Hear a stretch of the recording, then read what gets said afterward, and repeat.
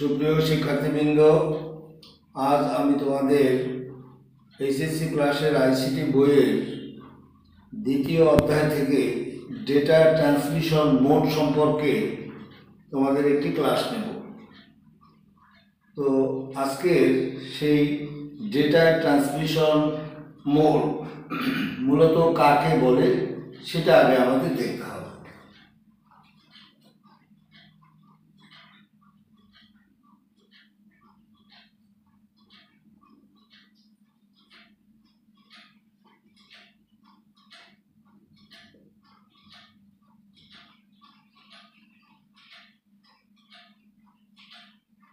আগে আমরা দেখব যে ডেটা ট্রান্সমিশন মোড মূলত কাকে বলে। দেখো, দুটো ডিভাইস, সেটি হতে পারে দুটো কম্পিউটার, দুটো মোবাইল, যে কোনো কিছু এরকম হতে পারে। তো আমরা এই কম্পিউটার, মোবাইল এগুলো উল্লেখ না করে আমরা দুটো ডিভাইসের কথা বলব, যে দুটো ডিভাইসের মধ্যে ডেটা প্রবাহের যে দিক নির্দেশনা বা দিক নির্দেশকে আমরা বলে থাকি ডেটা ট্রান্সমিশন মোড। দুটি ডিভাইস, এ একটা ডিভাইস, মনে করি এ একটা ডিভাইস। এই যে দুটো ডিভাইস আমরা নিলাম, এটা হলো একজন প্রেরক আর এটা হচ্ছে আমাদের প্রাপক। এই যে প্রাপক ডিভাইস এবং প্রেরক ডিভাইস, এই দুই ডিভাইসের মধ্যে ডেটা প্রবাহের দিক নির্দেশকে আমরা বলে থাকি ডেটা ট্রান্সমিশন মোড। এই ডেটা ট্রান্সমিশন মোড এর আবার প্রকারভেদ আছে। যেমন ডেটা প্রবাহের দিকের উপরে ভিত্তি করে এই ডেটা ট্রান্সমিশন মোড হচ্ছে আমাদের তিন প্রকার।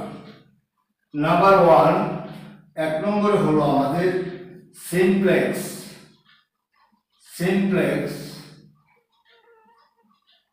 এবারে half duplex,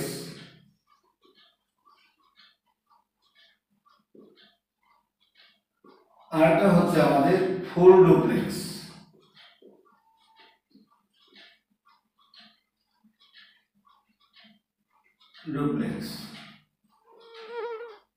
simplex, half duplex আর হচ্ছে ফুল ডুপ্লেক্স।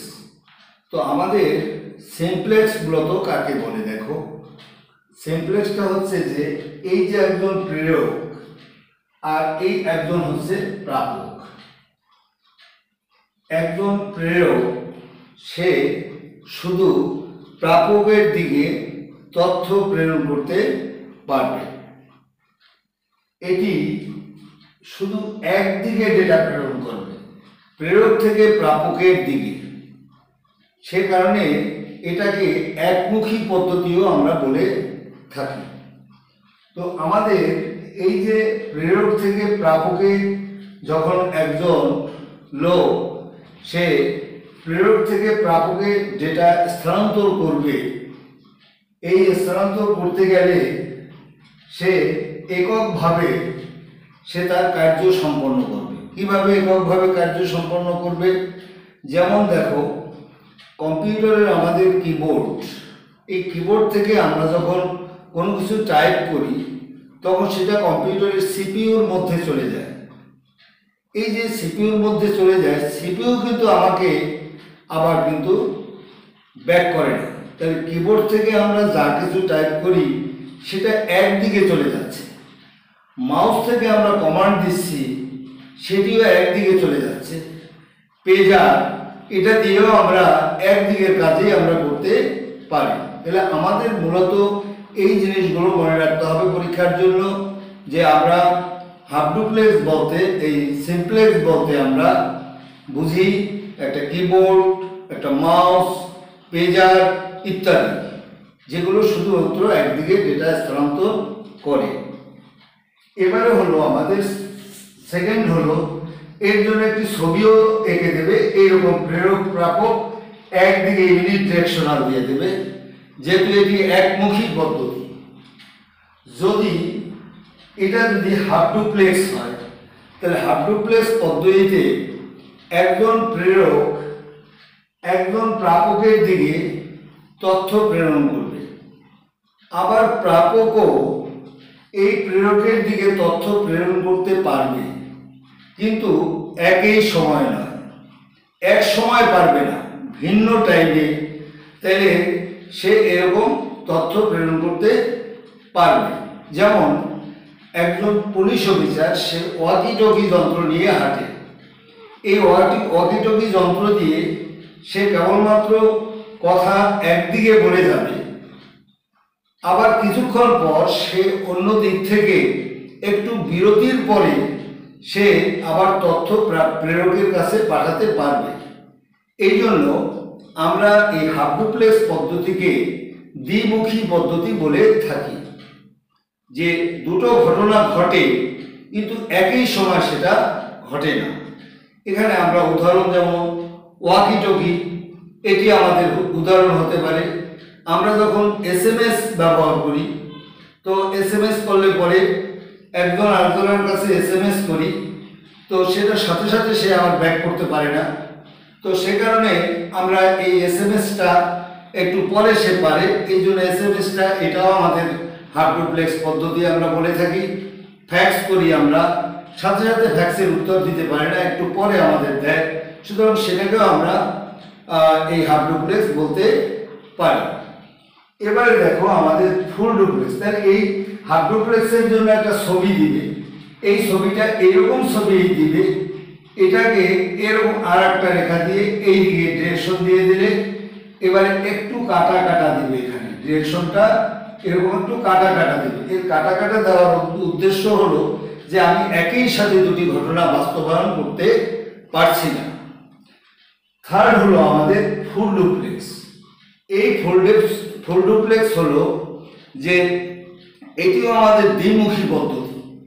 তো এই ফুল ডুপ্লেক্সে একজন প্রেরক একজন প্রাপকের কাছে তথ্য প্রেরণ করবে, আবার ওই সাথে সাথে প্রাপক ও প্রেরকের কাছে তথ্য প্রেরণ করতে পারবে।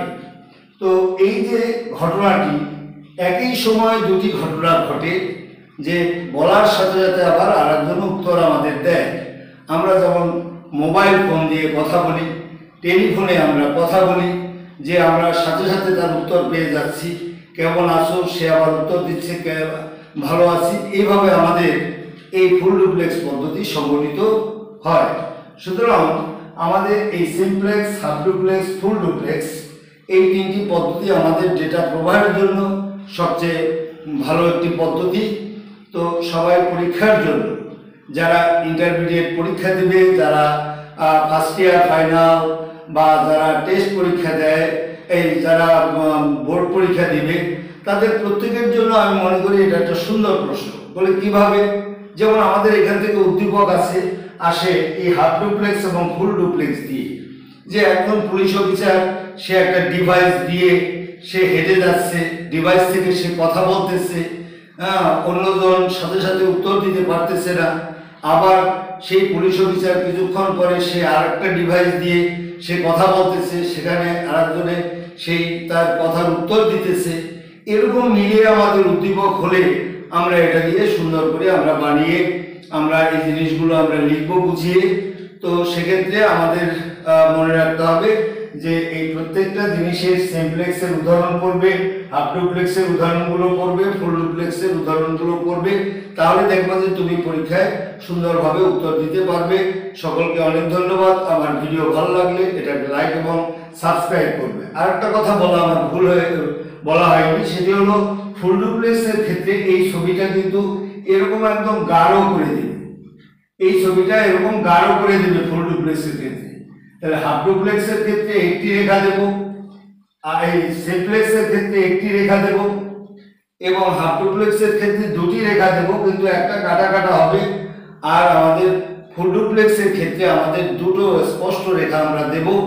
তো এভাবে আমরা এই প্রক্রিয়াটি বাস্তবায়ন করব। সকলকে অনেক ধন্যবাদ। আমার ভিডিও ভালো লাগলে এটাকে লাইক এবং সাবস্ক্রাইব করুন।